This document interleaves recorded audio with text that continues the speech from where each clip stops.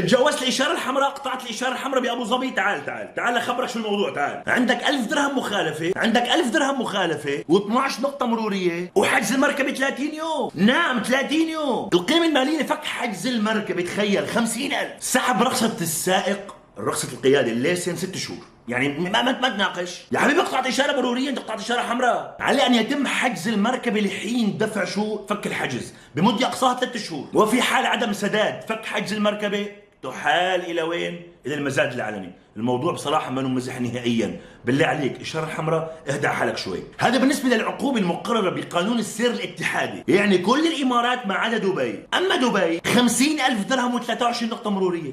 يعني ما يعني شو بدي اقول لك يعني. على الحالتين بالله عليك ما تقطع الإشارة الحمراء، يعني الموضوع ما سهل بصراحة. بالنهاية بدي أخبرك إنه مستحيل يكون في شيء أنت قطعت مشان الإشارة الحمراء. ما تجي تقنعني ولا تقنع حدا إنك أنت قطعت الإشارة المرورية لأنه واحد زمر لك، أعطاك هرن، والله هذا ضحك علي، والله هذا من ورا عمل لي كذا، والله اجيت بسرعه وعملت هيك، والله كنت برايح على المستشفى. ولا في عذر.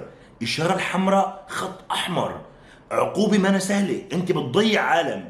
بالله عليك بالله عليك، الاشاره الحمراء الا الاشاره الحمراء. انا عن تجربه شخصيه بس اختصار احكي لك، صارت قدامي مميته. بالله عليك توعيه اللي بدك اياها ان شاء الله. داخل على الله اخي، مالك مستعجل، والله ما في شيء اهم، والله العظيم ما في شيء مهم، اقسم بالله. لا تقطع الاشاره الحمراء. يو طفي الضوء، طفي الضوء خلص حاجه.